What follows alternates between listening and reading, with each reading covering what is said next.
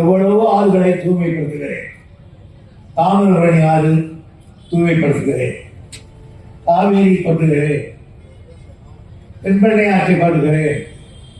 என்னுடைய காலடி படாத நதியே தமிழகத்தில் இல்லை.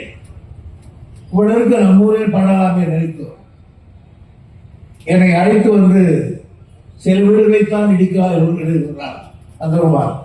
நான் வந்து பார்த்தால் எக்கச்சக்கமான போய் ஒவ்வொரு வீடும் சரமாக வெட்டி தள்ளி போட்டிருக்காங்க.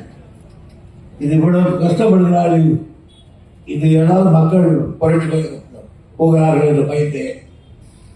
அதுக்கு மேல அதை விட அவர்கள் மனத்துக்காவது ஆறு பெரியதாகிறது என்று யாருமே ஒத்துக்கொள்ள முடியாது. இங்கே நான் உட்கார்ந்து இருக்கிற இடமும் பக்கத்தில் ஒரு பிராந்தி கடை ஒயிட் ஷாப் இருந்தது. ஒயிட் ஷாப்பில் மலையை கூட வெட்டி எடுத்துடலாம், அது போக முடியாது.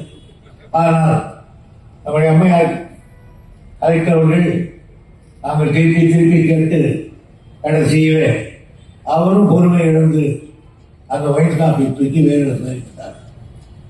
அதோடு முடிந்ததா எங்கள் பணி என்றால் இல்லை.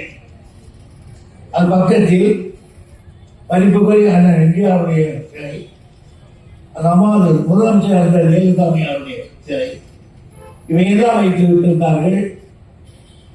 அண்ணா திராவிட முன்னேற்ற கழகத்தார்கள் அதை எடுத்து சொல்வது என்பது முடியாது என்று சொன்னால் முடியாதுதான்.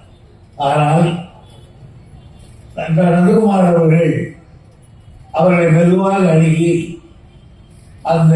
அந்த சிலையெல்லாம் அப்படியே தூக்கி எதிர்ப்புறத்தில் வைத்து விடுவதற்கு ஒப்புக்கொள்ள செய்தார்கள்.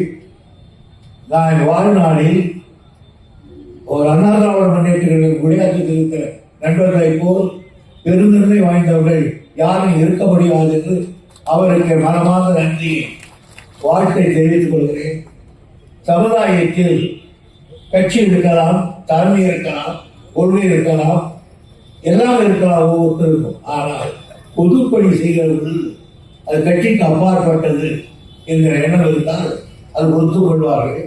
அந்த உயர்ந்த நோக்கம் குடியாற்றத்தில் இருக்கிற அண்ணா திராவிட முன்னேற்ற கழகத்தில் நண்பர்கள் இருப்பதை பார்த்து நான் உள்ளபடியே பெருமைப்படுகிறேன். வாழ்க என்று அவர்களை நான் வாழ்த்த கடமைப்பட்டவர்கள். செய்திகளை உடனுக்குடனும் துல்லியமாகவும் தெரிந்து கொள்ள சப்ஸ்கிரைப் பண்ணுங்க.